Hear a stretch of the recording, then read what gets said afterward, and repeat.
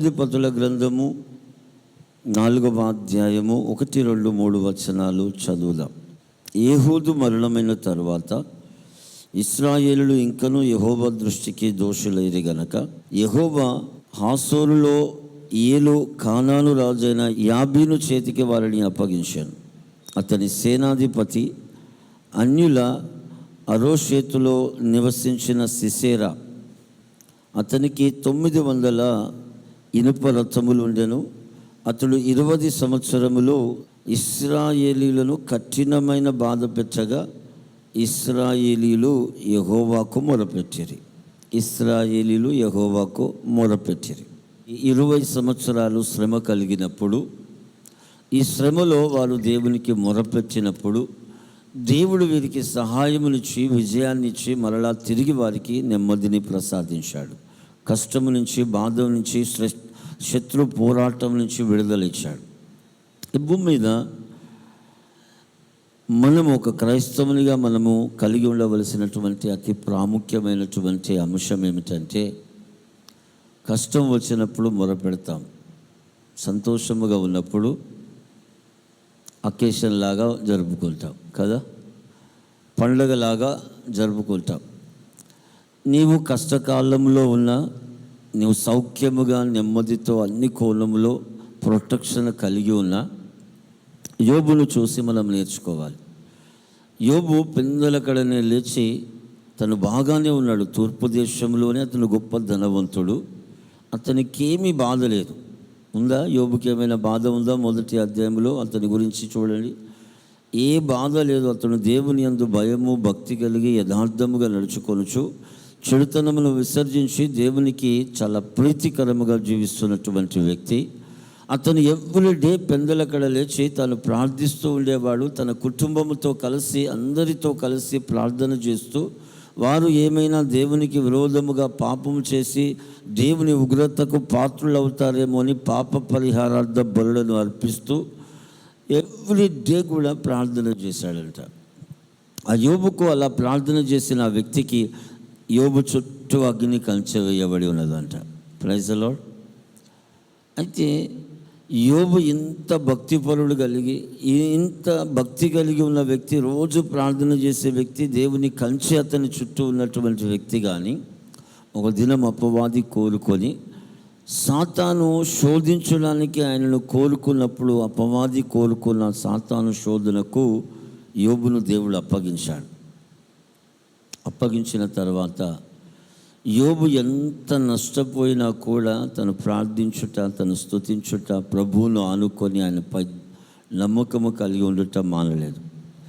చూడండి, నమ్మకముగా దేవుని మీదనే తన దృష్టి ఉంచి, నన్ను ఈ శోధనకు అప్పగించిన దేవుడు విడిపిస్తాడని ఆ బాధలో ఉన్నప్పుడు ప్రార్థించి స్తుతించాడు. బాధలో లేకుండా, కష్టము లేకుండా, సంతోషముగా తూర్పు దేశంలో ధనవంతుడిగా ఉన్న కాలంలోనూ ప్రార్థించాడు.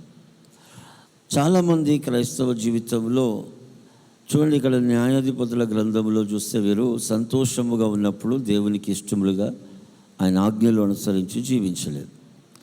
కానీ వారి క్రియలు దేవుని దృష్టికి కోపము తెప్పించి వారిని శత్రువుకు అప్పగించేంత వరకు కూడా వారు మార్పు చెందలేదు.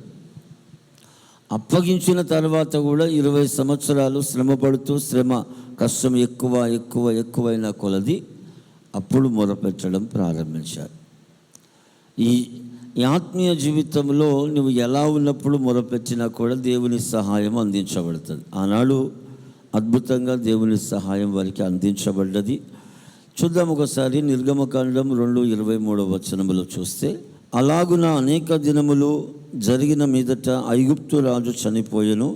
ఇశ్రాయేలులు తాము చేయుచున్న వెట్టి పనులను బట్టి నిట్టూర్పులు విడుచుచు మొరపెట్టుచుండగా తమ వెట్టి పనులను బట్టి వారు పెట్టిన మొర దేవుని యొద్దకు చేరాను. యోసేపును ఎరిగిన రాజు చనిపోయిన తర్వాత, యోసేపును ఎరగని ఒక రాజు వచ్చి ఐగుప్తును పరిపాలిస్తున్న కాలంలో ఇశ్రాయేలు ప్రజలకు వారి వెట్టి పనులు ఎక్కువైపోయి, వారి కష్టము బాధ ఎక్కువైపోయి, వారు నిట్టూర్పు విడుస్తూ వారు దేవునికి మొరపెట్టారంట. Praise the lord. హల్లెలూయా.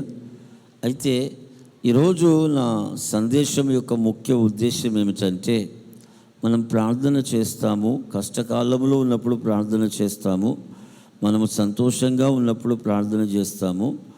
మనము సంతోషముగా లేకపోయినా సంతోషముగా ఉన్న క్రైస్తవుడిగా ఎప్పుడు ప్రార్థన చేయాలి. కానీ ఇక్కడ ఉన్నటువంటి అంశం ఏమిటంటే, నాకు మొరపెట్టము నీకు ఉత్తరం ఇచ్చేదన్నాడు దేవుడు. మనము ఏ సమయం అందైనా, ఏ స్థలం అందైనా, ఏ పరిస్థితిలో ఉన్నా, ఏ ప్రజల మధ్యలో ఉన్నా మనం చేసే ప్రార్థన వింటాడు. అయితే మనము చేసే ప్రార్థన ఆయన దగ్గరికి చేరులాగున, ఆయన యుద్ధకు చేరులాగున ఉండాలి. ఇక్కడ కూడా ఈ యొక్క ఇశ్రాయేలు ప్రజలు వెట్టి పనులను బట్టి నిట్టూర్పు విడిచి ప్రార్థన చేసినప్పుడు వీరి మొర దేవుని యుద్ధకు చేరింది. మనము కష్టకాలంలో ఉన్నప్పుడు దేవునికి మొరపెట్టే విధానంలో మన మొర దేవుని యుద్ధకు చేరుతుంది. కానీ క్రైస్తవ జీవితంలో చాలా మట్టుకు సౌఖ్యముగా ఉన్న కాలంలో మొరపెడితే దేవుని యుద్ధకు ఆ ప్రార్థన వెళ్ళదు. తెలుసా మీకు? చాలామంది కష్టకాలంలో ఉన్నప్పుడు వారు పెడితే మొర దేవుని యుద్ధకు వెళ్తుంది. కానీ సంతోషముగా, దీవెనకరముగా, ఆరోగ్యకరముగా, క్షేమకరంగా ఉన్నప్పుడు వారు పెట్టే మొర దేవుని యుద్ధకు వెళ్ళదు. ఎందుకో తెలుసా మీకు? ఇది ఎందుకో తెలుసు కదా? మనము బాగున్నామంటే ఇంకా దేవుని ఆజ్ఞలను మీరుతాము. మనం బాగున్నామంటే ఇక దేవునికి ఇష్టానుసారంగా బ్రతకడం మర్చిపోతాము. మన హ్యాపీనెస్లో దేవుణ్ణే మర్చిపోతాము, దేవుని మాటలు మర్చిపోతాము, దేవుని ఆలోచనలు అవన్నీ కూడా మర్చిపోయి విచ్చలవిడిగా ఇష్టానుసారంగా మనకు నచ్చినట్టుగా జీవిస్తాం. Praise the lord. ఎప్పుడైతే యోబులాగా నీవు కష్టకాలంలో ఉన్నా, నీవు సౌఖ్యముగా ఉన్నా, యోబులాగా ఎల్లప్పుడూ నీవు ఆయనకు నమ్మకంగా ఉంటే, ఎల్లప్పుడూ నీవు ఆయనకు ఇష్టనిగా, ప్రియునిగా, నమ్మకమైన వ్యక్తిగా ఉంటే, ఎల్లప్పుడూ నీవు ఆయన మీదనే ఆనుకొని అద్భుతంగా ఈ మంచి సౌఖ్యమైనటువంటి దీవెనకరమైన అనుభవము, ఆరోగ్యకరమైన పరిస్థితి ప్రభు నాకు ఇచ్చాడని గుర్తించి ఆయనకు నమ్మకముగా ఉంటే అప్పుడు మన మొర ఆయన యుద్ధకు చేరుతుంది. ఈ ఇశ్రాయేలు ప్రజలు పెట్టిన మొర దేవుని యుద్ధకు చేరింది. ప్రశ్నించుకుందాం, మనం చేసే ప్రార్థన దేవుని యుద్ధకు చేరుతూ ఉందా? ప్రతి క్రైస్తవుడు కలిగి ఉండవలసిన అతి ప్రాముఖ్యమైనటువంటి అనుభవం ఏమిటంటే ప్రార్థించడము, ఆ ప్రార్థన దేవుని యుద్ధకు చేరులాగన జీవించడం. కొన్ని సమయాలలో మన ప్రార్థనలు దేవుని యుద్ధకు చేరవు. అప్పుడు ఇంత మునుపు చదువుకున్నట్లుగా హోషేయ గ్రంథం 14వ అధ్యాయం ఆఖరి వచనంలాగా జ్ఞానము కలిగి, గ్రహించి, బుద్ధి కలిగి, అద్భుతంగా జ్ఞానము కలిగి గ్రహించి ఆయన మార్గములను మరలా చక్కనివి అని గ్రహించి ఆయన మార్గములో అడుగు పెడితే అప్పుడు మన ప్రార్థనకు జవాబు వస్తుంది. మన మార్గము ఆయన మార్గము కాకుండా, ఆయన మార్గంలో నడవకుండా మొరపెడితే మన ప్రార్థన దేవుని యొద్దకు చేరదు. కొర్నేలు అనబడుతున్న వ్యక్తి ఉన్నాడు. చదువుదాం అపొస్తలుల కార్యం 10వ అధ్యాయం 4వ వచనంలో. ఈ కొర్నేలు అనబడుతున్న వ్యక్తి ఒక అన్యుడు, దేవుణ్ణి ఎరగని వ్యక్తి, దేవుని గురించిన పూర్తి అవగాహన లేని వ్యక్తి, వాక్యమును గురించిన అవగాహన లేని వ్యక్తి, యేసు ప్రభువును గురించి మాత్రం విన్న వ్యక్తి, యెహోవాను ఎరిగిన వ్యక్తి, ఆ యెహోవాను తండ్రి, కుమార, పరిశుద్ధాత్మ త్రియేక దేవుని గురించి వినిన వ్యక్తి, ప్రభు చేసిన అద్భుతాలను గురించి వినిన వ్యక్తి. కానీ ఆయన నిజముగా యూదుడు కాదు, అతడు ఒక అన్యుడు. అతడు కలిగి ఉన్నటువంటి అనుభవం ఏమిటంటే ప్రతిరోజు కూడా ప్రార్థన చేసేవాడంట. ఎప్పుడు మధ్యాహ్న కాల సమయంలో దాదాపు 3 గంటలకు అని రాయబడి ఉంది అక్కడ. అతను ప్రార్థన చేసేవాడు, ధర్మకార్యములు చేసేవాడు, ఇతరులకు ఆదుకొని సహాయం చేసేవాడు. ఈ శతాధిపతి ప్రార్థన చేస్తూ ఉన్నప్పుడు ఒక దూత సడన్గా వచ్చి ఆ దూత కొర్నేలుతో మాట్లాడుతున్నది. 4వ వచనం. అతడు దూత వైపు తేరి చూసి భయపడి, ప్రభువా ఏమని అడిగానో అందుకో దూత నీ ప్రార్థనలను, నీ ధర్మ కార్యములను దేవుని సన్నిధికి జ్ఞాపకార్థముగా చేరినవని. ఏమని అంటున్నాడంటే, ఈ దూత వచ్చి, అయ్యా నీవు చేసే ప్రార్థనలు ధర్మకార్యములు దేవుని సన్నిధికి జ్ఞాపకార్థముగా చేరాయి. ప్రతి క్రైస్తవుడు కూడా కలిగి ఉండవలసినటువంటి అతి ప్రాముఖ్యమైనటువంటి అనుభవం, చిన్నవాడే కావచ్చు పెద్దవాళ్ళే కావచ్చు, ఈ భూమి మీద ఆత్మీయ జీవితం జీవిస్తున్న మనము, యేసుప్రభు గెత్సేమనీ తోటలో ఏమన్నాడంటే, మీరు ఒక్క గడి అయినను మేలుకొని ఉండలేరా, నా కొరకు ప్రార్థించలేరా? నీ కొరకు ఒక్క గడి అయినా నీవు మెలకువగా ఉండి ప్రార్థించుకోలేవా? నీవు శోధనలో పడకుండునట్లు, ఎలా నీవు శోధనలో పడకుండునట్లు, ఈ శోధనే నీకు శ్రమను, బాధను, కష్టము, నష్టము, వేదన, దుఃఖము తెచ్చి నీకున్న దర్శనాన్ని, నీకున్న ప్రణాళికను, నీకున్న ప్రభు యొక్క ఉద్దేశంను సిద్ధించకుండా చేయడానికి ప్రయత్నం చేస్తూ ఉంటుంది. ఇట్టి శోధనలో పడకుండా నీవు ఒక్క గడి అయినా ప్రార్థన చేయలేవా అంటున్నాడు. మన ఆత్మీయ జీవితంలో మనము కలిగి ఉండవలసిన ప్రార్థన, చాలామంది జీవితాల్లో ఏమంటారంటే, యేసు ప్రభు తన శిష్యులను ప్రార్థన సహాయము కోరాడు కదా, అందుకని మనము కూడా ప్రార్థన సహాయము కోరి దైవజనులకు మన ప్రార్థన అవసరతలు చెప్పేద్దాం, చేతులు ఎత్తేద్దాం, దేవుడు చూసుకుంటాడు, దైవజనుడు చూసుకుంటాడు. మంచిది, దేవుడు చూస్తాడు, దైవజనుడు ప్రార్థిస్తాడు. కానీ నీ జీవితంలో నీవు జీవించే జీవితం, నీ ప్రార్థన దేవుని యొద్దకు చేరేలాగా నువ్వు జీవించకపోతే, నీ కొరకు దైవజనుడు చేసే ప్రార్థన మరి దేవుని యొద్దకు చేరుతుందా? కష్టకాలం వచ్చినప్పుడే దేవుడు జ్ఞాపకం వస్తాడు. మందిరానికి వచ్చేవారు అందరూ దేవుని నిత్యము జ్ఞాపకం చేసుకునేవారు కాదండి. ఈ కొర్నేలు ప్రార్థన దేవుని యొద్దకు చేరి జ్ఞాపకార్థంగా ఉందంట. ఇశ్రాయేలు ప్రజల యొక్క ప్రార్థన దేవుని యొద్దకు చేరి జ్ఞాపకార్థంగా ఉందంట. అయితే చేరిందట, కానీ ఇశ్రాయేలు ప్రజలేమో శ్రమ పడుతూ మొరపెట్టారు, దేవుని యొద్దకు చేరింది. కొర్నేలుకి ఏమైనా బాధ ఉందా? అతను ఒక శతాధిపతి, అతడు ధర్మ కార్యములు కూడా చేశాడట. అనగా పేదలకు సహాయము, పేదవారికి సహాయము చేయొచ్చు, ఇతరులకు చేయూతనిస్తూ సౌఖ్యముగా ఉన్నాడు, మంచిగా ఉన్నాడు. పక్కవారితో చేయించి చెప్పండి, బాగున్నాడు.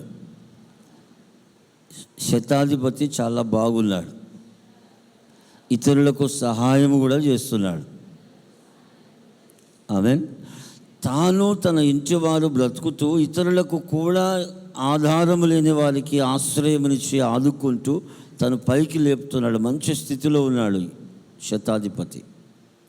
కానీ తాను కూడా ప్రార్థన చేస్తున్నాడు. తను చేసే ప్రార్థన నేరుగా దేవుని యొద్దకు వెళ్ళి జ్ఞాపకార్థంగా ఉంటుందంట. మనము చేసే ప్రార్థనలు ఎలా ఉంటున్నాయి? మీరు ప్రార్థన చేసేటప్పుడు మందిరానికి వచ్చినా కానీ, ఇంటికి వెళ్ళినా కానీ, మీ ఇంటిలో ప్రార్థన చేసినా, మందిరముకు వచ్చి ప్రార్థన చేసినా, నీ ప్రార్థనకు జవాబు వచ్చిందని నీ చేత నీకు కలగాలి. మొన్న 7 hours ప్రార్థన చేశాం. 7 గంటల ప్రార్థనకు జవాబు ఇచ్చి దేవుడు మన ప్రార్థనకు ఫలం ఇచ్చి పంపాడా, ఇవ్వకుండా పంపాడా? తేటగా చూపించాడు కదా ప్రభు జవాబు ఇచ్చాడని. మన ప్రార్థన ఆ 7 hours చేసిన స్తుతి, ఆరాధన, ప్రార్థన ప్రభు సన్నిధికి చేరింది, దేవుడు జవాబు ఇచ్చాడు. ఎంత స్పష్టముగా నీకు తెలియజేశాడో, మందిరములో, నీ ఇంటిలో, నీ వ్యక్తిగత జీవితంలో, నీ ఇంటిలో, నీ కుటుంబ జీవితంలో, నీవు వ్యక్తిగతంగా ప్రార్థించినప్పుడు, నీవు కుటుంబముగా ప్రార్థించినప్పుడు, నా వ్యక్తిగత ప్రార్థనకు ప్రభు జవాబు ఇచ్చాడు, నా కుటుంబ ప్రార్థనకు ప్రభు జవాబు ఇచ్చాడని నీకు తేటగా తెలియాలి. చేరింది ప్రభు సన్నిధికి నా ప్రార్థన, జవాబు వచ్చింది ప్రభు యుద్ధ నుంచి నాకు అనే నిశ్చయత నీకు రావాలి. అలాగున మన ఆత్మీయ జీవితం ఉండాలి. ఈరోజు వాక్యం ప్రకటించబడుతున్నటువంటి వాక్యము నువ్వు మందిరానికి వచ్చి చేసినప్పుడు మాత్రమే కాదు, నీ వ్యక్తిగతంగా నీ ప్రార్థన ప్రభు సన్నిధికి చేరాలి అంటే మనకును దేవునికి మధ్య ఆటంకముగా ఏది ఉండవద్దు. ఆయన ఆజ్ఞను అతిక్రమిస్తే మన ప్రార్థన ఆయన యొద్దకు చేరదు. మన జీవితంలో మన ప్రార్థనలు ప్రభు దగ్గరికి చేరట్లేదంటే ఏదో ఒకటి అడ్డుగా ఉంటుంది, ఏదో ఒక పాపం, ఏదో ఒక అతిక్రమం, ఏదో ఒక తప్పిదం. వాటిని మనం గ్రహించి జ్ఞానము కలిగి వాటి నుంచి మనంతట మనమే బయటికి రావాలి. వచ్చి అందులో నుంచి బయటికి వచ్చి మరలా ప్రభు కోరుకున్నట్లు జీవించడం ప్రారంభిస్తే మన ప్రార్థన ప్రభు సన్నిధికి వెళ్తుంది. ఎట్లా ప్రార్థించాలి? రోదన ధ్వని చేయు స్త్రీలను పిలువనంపుడి అని అంటున్నాడు.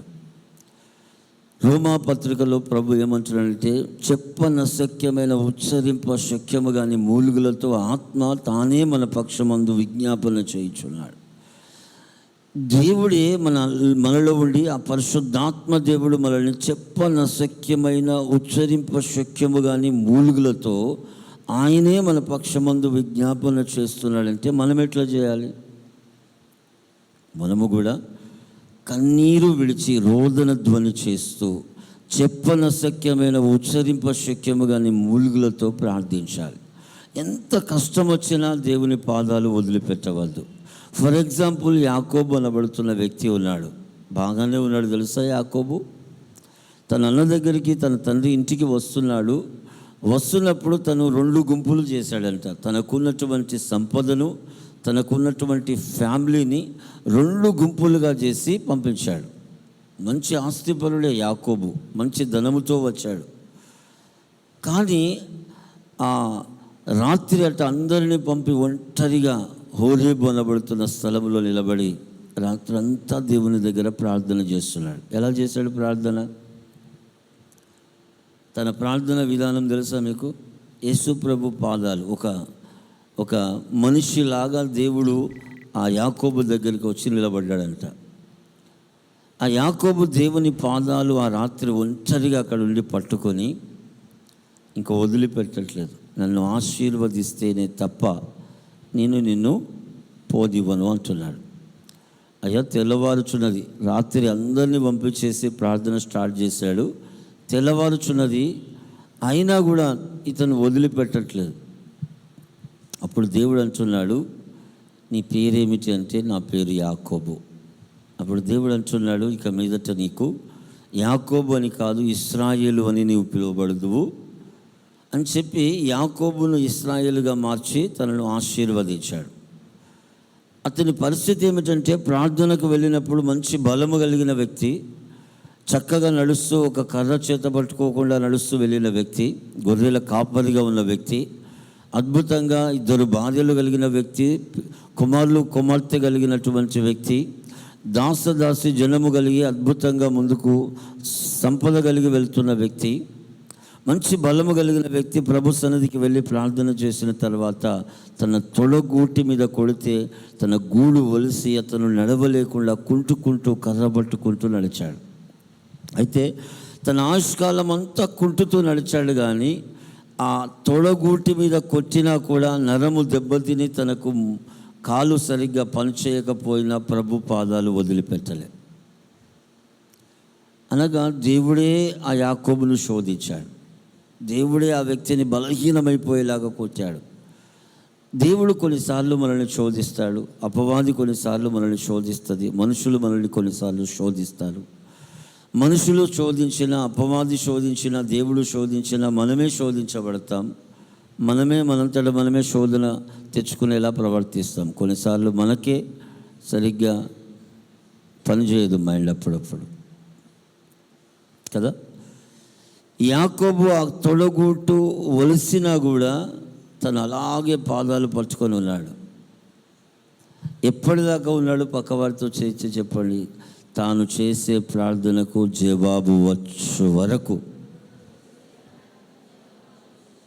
ఆమేన్. యాకోబు అలా పట్టుకొని జవాబు వచ్చేసింది. ఎప్పుడు వచ్చిందట అంటే, ఈ యాకోబు ఇశ్రాయేలుగా మార్చబడ్డాడు, ఇక మీదట నీవు ఇశ్రాయేలు అని పిలువబడదు అని చెప్పి అతన్ని ఆశీర్వదించి అప్పుడు ఆ పాదాలు వదిలిపెడితే దేవుడు వెళ్ళిపోయాడు. దేవుని యొద్దకు ఈ వ్యక్తి ప్రార్థన చేరి దేవుడే తన యొద్దకు వచ్చి ఆ ప్రార్థనకు ఫలం ఇచ్చే వరకు ఆయన పాదములు వదిలిపెట్టలే. మన ప్రార్థన కూడా అలా ఉండాలి. చాలామంది జీవితాల్లో ప్రార్థన చేస్తారు, కానీ ఆ ప్రార్థనకు ఫలం రాకుండానే మధ్యలోనే వారు ముగించిపోతారు. ప్రార్థనకు జవాబు రాకముందే వదిలేస్తారు. కొన్ని రోజులైన తర్వాత వాళ్ళు ఏం ప్రార్థన చేశారో కూడా వాళ్ళ జ్ఞాపకం ఉండదు. ఏది మొదలు పెట్టారో ఏడ ఆపేశారో కూడా తెలియదు. తెలుసా, గుంపుగా ఉన్నప్పుడు ప్రార్థన చేస్తున్నప్పుడు ఒక్కొక్కరిని ప్రార్థన చేయమని అడగండి. ఏదైనా అంశం ఇస్తే వాళ్ళు మొదలుపెట్టి ఎక్కడికో వెళ్ళి ఎక్కడెక్కడో తిరిగి వస్తారు. వాళ్ళు చేసే ప్రార్థన అంశం ఒకటి ప్రారంభించి వాళ్ళు ఇంకేదేదో చేస్తూ ఎక్కడెక్కడో తిరగడం అంటే అది ఏది జ్ఞాపకం వస్తే అదే కళ్ళు మూసుకొని కనబడేవన్నీ చేసేసి మళ్ళీ వస్తారు. ఇక జవాబు వస్తుందా చెప్పండి? మనం ఏ అంశంలో ప్రార్థన చేయడానికి మోకరిస్తామో అదే అంశంలో ప్రార్థన చేయాలి జవాబు వచ్చేదాకా. అందుకని జాగ్రత్తగా ఉండాలి. తిరుగుబోతులుగా, తిండిబోతులుగా, నిద్రబోతులుగా, ఉదురుబోతులుగా ఉండవద్దు. ప్రార్థనా పరులుగా ఉండాలి. ఆమేన్. జవాబు పొందుకునేటువంటి ప్రార్థన పరులు. ఎందుకు? నిద్రబోతులైతే తిండి మీద ఆశ పుట్టి ప్రార్థన చేయం. తిండిబోతులైతే, నిద్రబోతులైతే నిద్ర వచ్చేసి ప్రార్థన చేయం. వదులుబోతులైతే ఏదో వదులుతాం, ప్రార్థనలు కూడా జవాబు రాదు. ఈ యాకోబట అద్భుతంగా జవాబు వచ్చేదాకా ప్రార్థన చేశాడు. ఎటువంటి జవాబు పొందాడట ఆయన అంటే, ఇశ్రాయేలు అనే పేరు దేవునితోనూ మనుషులతోనూ పోరాడి గెలిచి తను దీవించబడి దేవుని చేత దీవెన పొంది తను బ్రతికినంత కాలం నెమ్మది కలిగి జీవించాడు. ఆ వ్యక్తి జీవితమును ఒక మాదిరిగా ఇశ్రాయేలు ప్రజలు తీసుకొని కానాను దేశానికే ఇశ్రాయేలు అనే పేరు పెట్టారు. ప్రపంచ పట్టములో ఈ ఇశ్రాయేలు అనబడుతున్న వ్యక్తి కనబడడు. తెలుసా మీకు? ప్రపంచ పట్టములో మనం కనబడతామా? మనము కనబడం, ఒప్పుకోవాలి. దేవునికి మనం కనబడతామేమో చీమల్లాగా.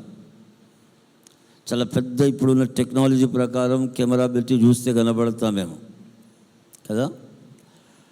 కానీ ఇశ్రాయేలు అనే వ్యక్తి చాలా చిన్నవాడు. ఈ భూమి మీద ఒక పురుగు వంటి యాకోబు. ఆ వ్యక్తికి ఇశ్రాయేలు అని పేరు పెడితే ఈనాడు ఆ వ్యక్తి పేరు దేశానికి పెట్టబడి ప్రపంచ పట్టణంలో ఎప్పుడూ కనబడుతుంది. ఇశ్రాయేలు దేశం. ఆమేన్.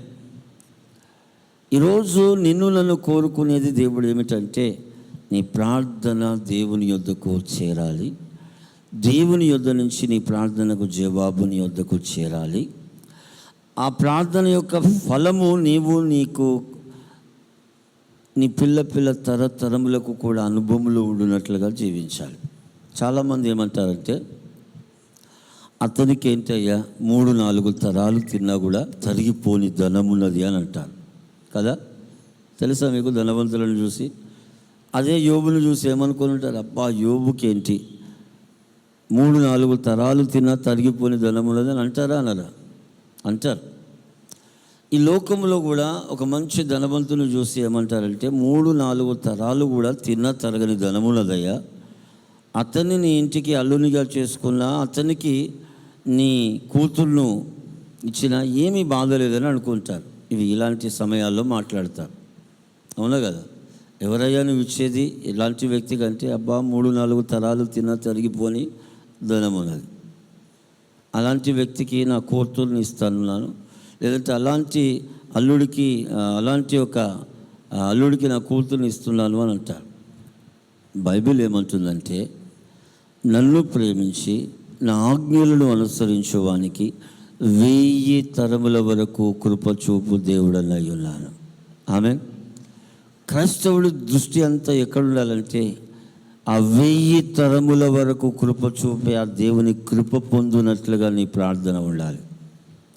నీ ఆత్మీయ జీవితం, నీ ప్రార్థనా జీవితం, నీవు దేవుని కృప పొంది 1000 తరముల వరకు ఆ కృప నిన్ను బట్టి నీ పిల్లలను వెంటాడునట్లుగా జీవించాలి. బాగా కొట్టారు చెప్పండి, నేను అడగకముందు. ఎప్పుడు ఉంటాడు? ఆ బ్లెస్సింగ్ ఇస్తాడు. నీ ఇష్టానుసారంగా నడిస్తే ఇస్తాడా? ఎప్పుడు చూసినా మండుని కట్టెల పొయ్యి దగ్గర కూకొని ఫోన్ ఊదినట్టుగా ఊకే ఎదురు దొరికిన వాళ్ళతో అల్లా గొడవ పెట్టుకుంటే ఇస్తాడా? కొన్ని ఇండ్లు, కొన్ని కుటుంబాలు, కొన్ని పరిస్థితులు అలా ఉంటాయి. ఉంటే 1000 తరములేమో కానీ ఈ తరములో నీవు బ్రతికిన కాలంలోనే నీ ప్రార్థన పైకప్పు కూడా ఎగిరిపోదు. ఇంట్లోనే వచ్చి నొల్లు పెడతాడు ఇంట్లో ఉన్న వ్యక్తి. ఏమి ఊకే ప్రార్థన అంతా అలాగా. మన ప్రార్థనా జీవితము యాకోబులాగా ఉండాలి. వెళ్ళామా, జవాబు తీసుకొని రావాలి. కొన్ని రోజులు ప్రార్థన చేసావా, ఆ ప్రార్థన అక్కడ జ్ఞాపకార్థంగా ఉండి ఆ కొన్ని దినముల ప్రార్థనకు ఒక దినము నీవు ఉపవాసం ఉండి ప్రార్థన చేస్తారు. 21 రోజులు అంటారు, 50 రోజులు అంటారు, 100 రోజులు అంటారు, 6 నెలలు లేదంటే సంవత్సరం అని ఉపవాసం ఉంటారు. ఈ చేసే ప్రార్థన, ఈ 1 year ప్రార్థన ప్రభు సన్నిధికి చేరి జ్ఞాపకార్థంగా ఉండి 1 year కాగానే ఆ ప్రార్థనలకు ఫలం నీ యొద్దకు రావాలి, నువ్వు పొందుకొని అనుభవించాలి. హన్నా ఉంది, చాలా సంవత్సరాలు ఆమె కూడా అలా వెళ్తూ వస్తూ ప్రార్థన చేస్తుంది. కానీ ఒక దినము ఆమెనట తన ఆత్మను నీళ్ళవలే ప్రభు సన్నిధిలో కుమ్మరించిందంట. కన్నీరు విడిచి యేసు ప్రభులాగా చెప్పన శక్యమైన ఉచ్చరింప శక్యము కానీ మూలుగులతో ఆయన చెమట నీళ్ళ మీద రక్త బిందువుల పడేలాగా ఎలా ప్రార్థన చేశాడు అలా ప్రార్థన చేసింది. అన్న తన ప్రార్థనకు జవాబు వచ్చింది. తిరిగి తన ఇంటికి వెళ్ళట. ఆ యొక్క ఇంటిలో అన్న తన దుఃఖమును మరచి సంతోషముతో అన్నపానములు బుధించిందంట. ఎప్పుడు కూడా తను వెళ్ళి తిరిగి వచ్చి దుఃఖముకురాలుగానే ఉండేది. ఎప్పుడు విచారముతో బాధతో అన్నపానములు తినకుండా ఇబ్బందితో ఉండేది. కానీ ఒక దినం ప్రార్థన చేయడానికి వెళ్ళింది, తన ప్రార్థనకు జవాబు వచ్చిందని తెలుసుకున్నది. ఇంటికి వచ్చి మరలా ఇక దుఃఖముకురాల ఉండకుండా సంతోషముగా అన్నపానములు భుజిస్తున్నదంట. చక్కటి కుమారుణ్ణి దేవుడు ఆమెను జ్ఞాపకం చేసుకొని ఇచ్చేశాడు. ఆమె ప్రార్థనకు చక్కటి కుమారుని ఇచ్చాడు. ఆ కుమారుని తీసుకొచ్చి దేవునికి ఇచ్చింది. ఎన్ని రోజులు ఆమె ప్రార్థనకు జవాబు రాకుండా ఆగిపోయిందంటే, నాకు పుట్టే కుమారుడు నీకు ఇస్తాను అని ఆమె అనేంత వరకు కూడా ఆమెకు జవాబు రాలే. ఎప్పుడు వెళ్ళి ప్రార్థన చేసింది కానీ నాకివ్వవా అన్నది రాలే. నాకివ్వు ప్రభువా, నీకు ఇస్తాను అన్నది ఇమ్మీడియట్లీ వచ్చేసింది. అనగా ఇక్కడ దేవుని చిత్తమును ఎరిగి ఆమె ప్రార్థించిన తర్వాత ఇమ్మీడియట్లీ జవాబు వచ్చింది. గంటలు కూర్చొని ప్రార్థన చేయలే. ఇక ఆమె సంవత్సరాల తరబడి ప్రార్థన చేయలే. చిన్న ప్రార్థన, నీవు నాకు ఇస్తే నేను నీకు ఇస్తాను. అది దేవుని చిత్తము. ఆ రోజుల్లో ఆ యొక్క ఇశ్రాయేలు ప్రజలలో ఒక మంచి ప్రవక్త కానీ, యాజకుడు కానీ, నమ్మకముగా దేవుని కోసం బ్రతికే వ్యక్తి కానీ, ఒక దేవుని ప్రత్యక్షతను తీసుకొని వచ్చేవారు కానీ లేని కాలం అది. బహు కష్టతరముగా ఇశ్రాయేలు ప్రజలు బ్రతుకుతున్న కాలంలో ఆ ప్రజలకు ఆగిపోయిన దేవుని ప్రత్యక్షత తిరిగి తీసుకువచ్చి ఒక వ్యక్తి కావాలని ఎదురు చూస్తున్నాడు. ఆ వ్యక్తి హన్నాలో నుంచే రావాలని ప్రభు ఎదురు చూస్తున్నాడు. ఈ హన్నానేమో నాకు నా భర్త ఎల్కానాకు కలిసి ఒక చక్కటి కుమారుని ప్రభా ఇవ్వాల. తుదకు ప్రభా, నీ కొరకు నేను నా కుమారుని ఇస్తాను, నాజీరు చేయబడిన వ్యక్తిగా నాకు ఇవ్వు ప్రభా అని ఇమ్మీడియట్లీ ఇచ్చేశాడు. మన ప్రార్థనా జీవితంలో కూడా ఎలాంటి ప్రార్థన చేస్తే నీ ప్రార్థన పరలోకం వెళుతుంది. దేవుని చిత్తములో మనం ప్రార్థన చేస్తే మన ప్రార్థన పరలోకం వెళ్తుంది. ఆమేన్. మన చిత్తములో ప్రార్థన చేస్తే గాలికైనా ఆకు కొట్టుకుపోతుందేమో కానీ మన ప్రార్థనకు జవాబు రాదు. తెలుసా? మన చిత్తములో ప్రార్థన చేసినంత కాలం ఏమీ దొరకదు. రాత్రంతా ప్రయాసపడ్డాను ప్రభువా, ఒక్క చేప కూడా దొరకలేదు అని అన్నట్లుగానే ఉంటుంది. అదే దేవుని చిత్తములో నువ్వు వెళ్ళి కొంచెము లోతునకు నీ ఓడను నడిపి, నీ దోణిని నడిపి నీ కుడి తట్టు వల వేయమంటే విస్తారమైన చేపలు దొరికినాయి. అట్లనే దేవుని చిత్తములో నువ్వు ప్రార్థన చేస్తే నీకు జవాబు వస్తుంది. అది నేరుగా దేవుని యొద్దకు వెళ్తుంది. దేవుని యొద్ద నుంచి నేరుగా మన యొద్దకు వచ్చేస్తుంది. ఆమేన్.